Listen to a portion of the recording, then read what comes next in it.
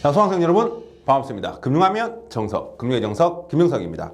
자, 이번 시간은 이제 우리 이 과목의 마지막이죠. 5문제가 출제가 되는 투자금융 사례 분석에 대해서 살펴보도록 하겠습니다. 자, 여기서는 이제 개인 재무 설계라고 하는 부분에 대한 내용을 좀 살펴볼 거고요. 그리고 이제 말 그대로 진짜 사례 한 2가지 정도 체크해 보면 될 것 같습니다. 바로 한번 개인 재무 설계 주요 내용부터 한번 살펴보도록 하겠습니다. 그럼 먼저 우리가 재무 설계가 뭔지부터 한번 좀 살펴볼 텐데 개념 보겠습니다. 그래서 개인 재무 설계라는 것은 개인이나 가게의 현재 재정 상태를 검토하고 개인이나 가게가 설정한 재무 목표를 달성하기 위해서 개인 및 가게의 재무적 및 비재무적 자원을 적절하게 관리하는 과정이다라고 되어 있습니다.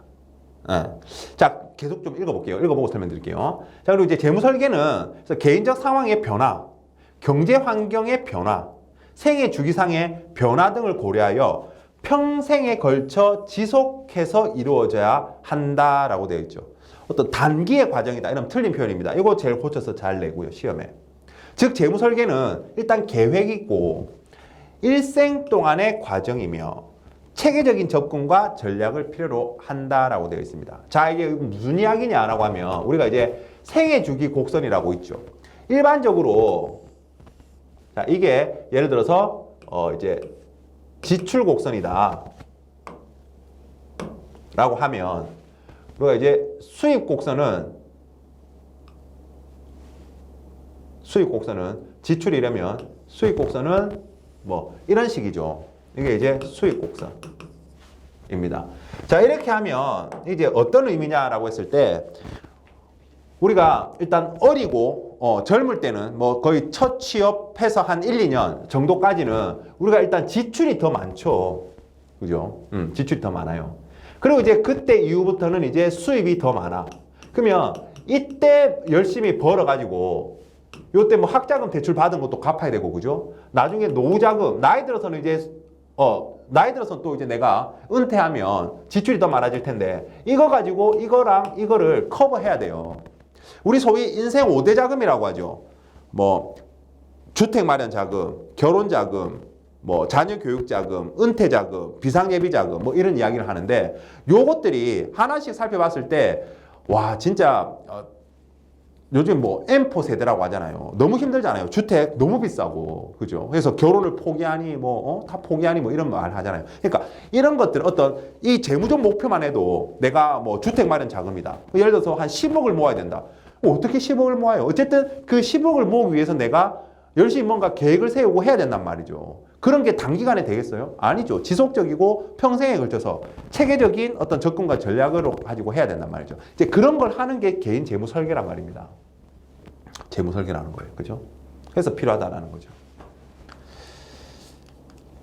자, 그리고 재무 설계의 편익이라고 해서 이 영어 카푸어, 그죠? 카푸어. 제가 아는 카푸어는 그냥 급여가 엄청 낮은데 수입차 타고 이런 건데, 그죠? 네, 어쨌든 요런 이제 사람들이 재무 설계의 편익에 대해서 이야기했는데요. 이것도 시험에 나온 적은 있어요. 시험에 나온 적이 있습니다. 그래서 1번, 2번, 3번, 4번으로 해서 하나 고쳐가지고 시험에 나왔으니까 또 시험에 대비하시면 되겠습니다. 자, 전생에 걸쳐 재무자원을 획득하고 사용하고 보호하는 데 있어 효율성을 증진시켜준대요. 재무 설계를 하면 이익이 뭐냐 말이죠. 효율성을 증진시켜준다. 그다음에 과도한 채무 파산 혹은 경제적인 안정을 위해 타인에게 의존하는 것을 피하게 해줌으로써 자신의 재정 문제를 통제할 수 있는 힘을 키워준다. 재무 설계를 하면. 그렇죠. 내가 미리 계획하는 거니까 그런 거에 대비해서. 그래서 이제 소비는 현명한 소비를 해서 저축은 얼마하고 투자는 얼마하고 막 이런 식으로 하는 거니까. 보험은 어떻게 가입하고, 그죠? 그다음에 잘 계획하고 효과적인 의사소통을 통해서 재무 의사결정을 하게 함으로써 대인관계를 증진시켜준다. 그다음에 미래를 예측하고 지출을 예견하며 개인의 경제적인 목표를 달성함으로써 금전적인 불안을 제거시킬 수 있다. 사실 이거 좀 크죠, 그죠? 목적이 크다. 어쨌든 요 4가지 뭐 어려운 말 아니죠. 읽어놓으시면 되겠습니다. 자, 그럼 이제 또 시험에 잘 나오는 게 요 부분이다, 그죠? 요 부분은 어떻게 나오느냐? 2개 구분하는 거. 요건 이제 FP 시험에서 사실 이 재무 설계라는 내용은 FP 자체가 이제 파이낸스 플래닝, 그죠? 파이낸셜 플래닝, 재무 설계잖아요, 그죠? 그래서 그런 데 잘 나오는 건데 우리는 맛만 보는 거예요, 맛만 보는 거. 거기서 이제 그쪽에서도 시험 문제 잘 나오는 게 두 개 구분하는 거거든요. 그래서 먼저 이제 개인 재무 설계의 필요성 먼저 제 앞에 있으니까 한번 살펴보면 필요성. 왜 필요하냐, 개인 재무 설계가. 우리가 말하는 생활 양식을 달성할 수 있다. 나는 좀 이렇게 좀 갖추어서 약간 나는 아파트에, 그죠? 서울에 있는 아파트에 뭐 이렇게 해서 좀 잘 살고 싶은데, 아니 나는 뭐가 바다가 보이는 이런 아파트에 살고 싶은데 뭐 그런 거.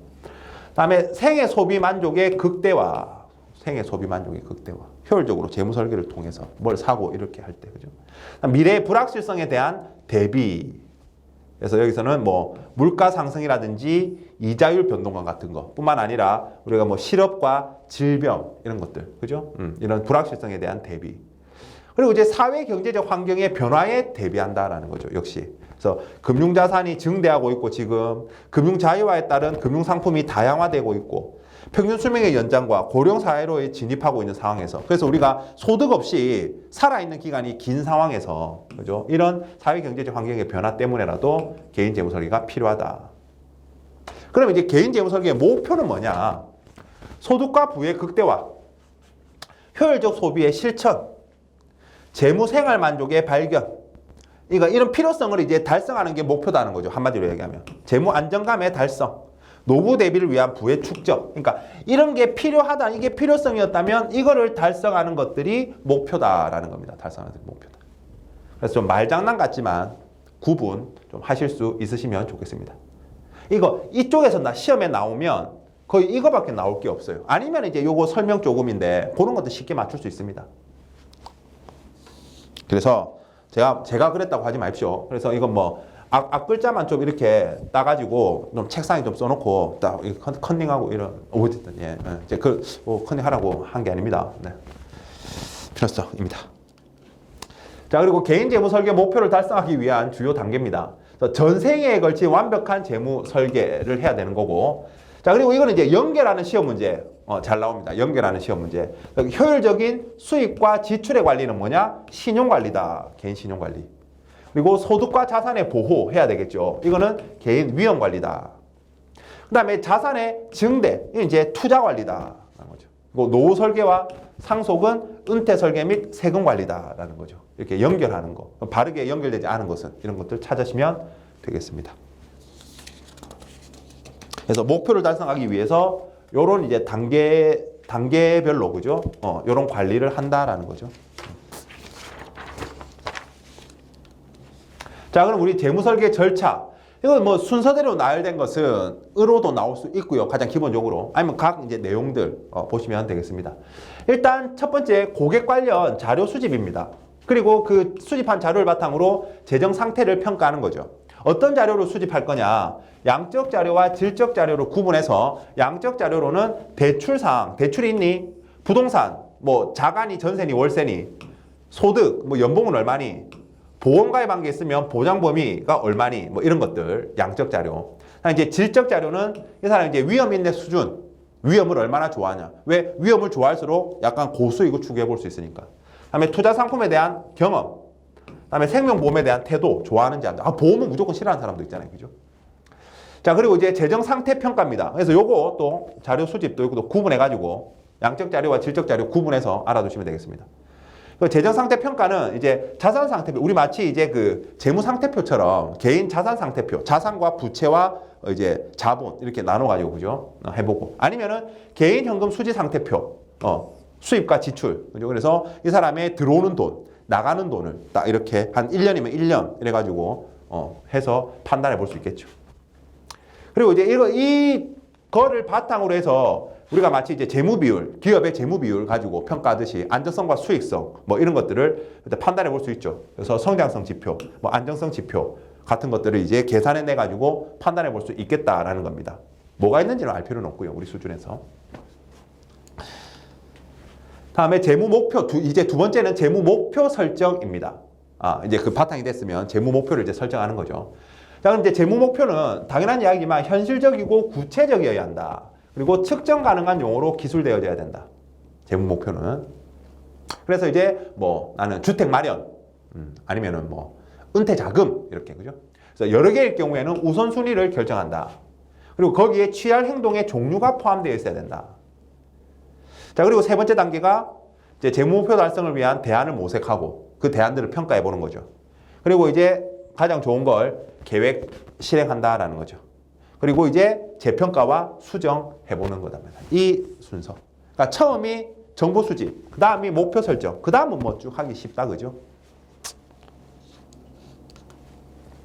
자, 그 다음에 이제 은퇴 후 자산 관리입니다. 여기도 이제 한 문제 정도 잘 출제가 되죠. 은퇴 후 자산. 자, 은퇴라고 하면 하나만 핵심만. 어차피 이제 내가 돈을 더 이상 벌기가 힘들어. 제일 중요한 건 안전이다, 그죠? 안전. 그래서 운용 지침입니다. 은퇴 후 자산 관리의 운용 지침. 필요한 자금을 필요한 시기에 쓸 수 있도록 명확한 목표의식을 가지고 자산을 배분한다. 그리고 안전성을 그래서 가장 먼저 고려한다. 그죠? 그래서 공격형 주식 투자 같은 고위험 투자를 하지 않는다. 요거 한다라고 하면 틀립니다. 그죠? 그다음에 유동성을 높인다. 그죠? 아까 내가 돈이 필요할 때마다 잘 찾아 쓸 수 있어야 될 거니까 연금 가치, 그죠? 이런 것들. 그래서 유동성을 높인다. 그리고 연금만으로 생활비가 부족할 경우 목돈이 있다면 월 이자 지급 시 상품에 예치하고 그 이자로 생활비에 보탠다. 그리고 보험 같은 것들 잘 활용해서, 그죠? 또 보험, 또 아프고 이러면 많은 돈 들어가니까 그때는 보험으로 딱 이렇게 할 수 있게끔 보험이 준비돼야 되겠죠. 이런 운용 지침들. 또 보면, 자, 부채 같은 경우에는 시장 가치가 상승할 가능성이 있는 물건을 사거나 미래 소득의 향상을 위해 써야 하므로 부채를 최소화한다. 부채를 최소화한다. 일단 또. 잘못되면 어떻게 갚을 겁니까? 그죠? 뭐 절세 상품을 활용하고 상속 계획은 미리 세우고 실행해라. 뭐 이런 이야기들입니다. 시험에 한 문제 정도 생각하시면 되겠어요. 자, 그러면 이제 우리 마지막으로 사례 분석하면 되겠는데, 일단 우리가 이제 투자자 성향을 이제 분류하죠, 그죠? 우리 이제 투자 원조 준칙에도 이런 부분들이 나와 있습니다. 그래서 보면 상품은 이제 우리가 초고위험, 고위험, 중위험, 저위험, 초저위험으로 분류하고, 사람도 투자자도 안정형, 안정추구, 위험 중립, 적극 투자, 공격 투자로 구분한다면, 그죠? 초저위험 상품. 안정형은 요것만 가입할 수 있고, 그죠? 그리고 안정추구형은 저위험. 중위험, 중립형은 중위험까지. 적극 투자형은 고위험까지. 공격 투자형은 초고위험까지 다 가입할 수 있다. 뭐 이런 부분들을 충분히 아실 수 있으실 것 같고요. 다음 이제 금융투자 상품 위험 등급 분류인데요. 요거는 시험에 나온다라고 하면 그냥 한 문제 틀립시다. 그죠? 너무 이게 어떻게 다 외웁니까? 그죠? 하지만 이제 이건 참고로 제가 보여드리는데, 일단 우리가 뭐 펀드 같은 경우에 해외 투자 펀드나 파생 상품 투자 펀드, 요 아이들은 초고위험이다라는 거. 부동산, 특별자산, 혼합자산까지, 그죠? 초고위험 펀드라는 거, 초고위험이라는 거 좀 봐두죠. 그러니까 그 말인 뜻은 공격 투자형 투자자한테만 권유할 수 있는 거겠죠, 그죠? 그렇게 보시면 되고. 그리고 다른 것들도 뭐 파생결합증권도 원금 비보장, 요 ELW 같은 경우에는 또 초고위험. 장외 파생 상품 당연히 초고위험이겠죠. 선물 옵션 마찬가지. 이런 파생 상품, 장내 파생 상품, 장외 파생 상품 다 초고위험. 회사채는 투기 등급의 회사채는 초고위험이다라는 거죠. 그죠? 뭐 한 이런 정도. 그리고 초저위험은 MMF 있네요. MMF. 초저위험 MMF. 그리고 국채, 채권은 국채라든지 지방채, 통화안정화증권, 통한채, 특수채, 보증채, RP 이런 것들은 뭐 초저위험이랍니다. 중간은 모르겠어요. 중간은 모르겠고, 그죠? 어쨌든 이거는 뭐 시험에 나온다기보다는 이렇게 분류를 한다라고 샘플을 보여드리는 겁니다. 그죠? 만약에 근데 시험에 나왔다. 뭐 어쩔 수 없는 거지. 근데 뭐 90점 이상 받으실 거면 잘 구분해서 숙지하시면 됩니다. 제가 이제 보여드리니까. 이건 뭐 단순 암기니까요. 뭐 제가 뭐 설명드릴 게 없습니다. 자, 그리고 이제 요 부분이 예전 첫 시험에 거의 바뀌고 나서 첫 시험에 대행인으로 뭐 아니면 다른 자격 시험으로 이제 변경되고 난 다음에 이렇게 나온 적이 있는데, 최근에는 안 나오는 것 같은데, 그냥 이렇게 해요. 진짜 말 그대로 요거를 그대로 똑같이 주고 어떤 형태에 해당되느냐, 안정추구형이다 이렇게. 그래서 김모 씨 나이가 좀 있다, 그죠? 그래서 아들 둘이나 있고 월소득 600, 32평 아파트 있대요. 와. 그리고 순자산 5억이랍니다. 5억. 그래서 투자 목표는 노후생활자금이랍니다. 그래서 은퇴를 앞두고 있기 때문에 원금이 손실되는 상품 투자를 꺼리는데, 왜 안정형이 아니고 안정추구형이냐?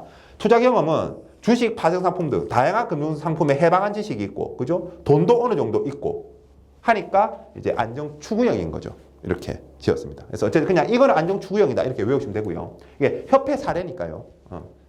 그리고 참고로 하나만 더 보면 위험중립형도 하나 봅시다 그냥. 예. 그래서 국내 대기업 신입사원 젊은데 첫 월급 250만 원이고 미혼이고 그 부모님 집 거주로 생활비가 거의 들지 않는데요. 거의 다 저걸 이제 투자나 이렇게 할 수 있는 거죠. 그래서 10년 뒤 결혼 유학 자금 필요하대요. 그리고 그동안 해본 건 예금밖에 없어. 잘 몰라. 그래서 물가 상승보다 높은 수익을 원하긴 하는데 손실을 보는 상품에 가입 의사는 없어. 그래서 위험 중립형입니다. 젊고 높은 수익을 원해서 위험 쪽으로 가려고 하는데 손실을 원하지 않으니까 위험 중립형 이렇게